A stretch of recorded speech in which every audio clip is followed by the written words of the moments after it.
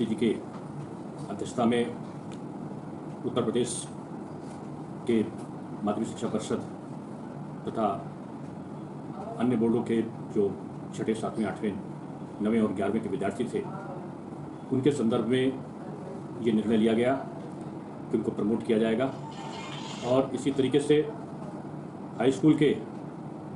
जो विद्यार्थी होंगे माध्यमिक शिक्षा परिषद बोर्ड के, उन विद्यार्थियों उन छात्रों को भी प्रमोट करने का निर्णय और हाई स्कूल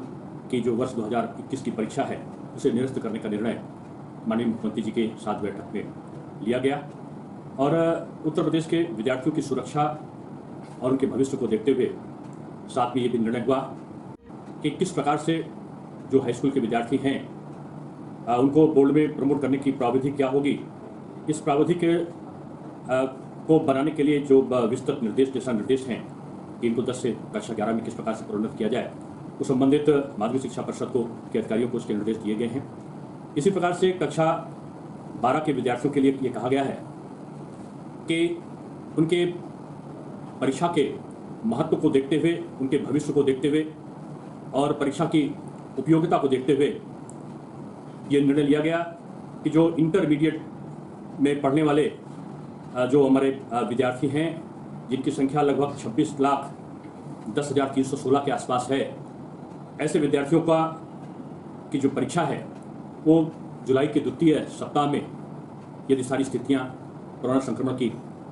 अनुकूल होती हैं, सामान्य होती हैं, तो भविष्य को देखते हुए इस बारे में द्वितीय सप्ताह में जुलाई के 12वीं कक्षा की परीक्षा को कराने का प्रयत्न किया जाएगा। साथ में ये भी निर्णय लिया गया कि जो 10 प्रश्न पूछे जाते थे एक परीक्षा में, उन 10 प्रश्नों में 5 प्रश्नों का चयन करना होता था, उसकी जगह इस बार 10 में से केवल 3 प्रश्नों का चयन विद्यार्थी को करना होगा। 3 घंटे की जो परीक्षा अवधि होगी उससे घटाकर 1.5 घंटा मात्र परीक्षा अवधि रखी गई है। साथ में ये भी निश्चय किया गया कि जो 10वीं के 29,94,312 विद्यार्थी हैं, उनको प्रोन्नत करने का प्रक्रिया क्या हो, ये इसका निर्णय आपस में पहले अधिकारियों की बैठक करके इसका तरीका तय किया जाएगा, उसकी घोषणा बाद में की जाएगी। और इसी प्रकार से आज ये भी निर्णय लिया गया कि जो कक्षा 6, 7, 8 की परीक्षा के संदर्भ में जैसा कि बेसिक शिक्षा परिषद के द्वारा पहले ही उन्हें प्रोन्नत करने का निर्णय लिया गया था, जिन बोर्डों के द्वारा, अन्य बोर्ड जो है माध्यमिक शिक्षा परिषद बोर्ड के अलावा, उनमें निर्णय अगर नहीं लिया गया है बोर्डों के द्वारा, विद्यालय के द्वारा नहीं, तो यह जो निर्णय है,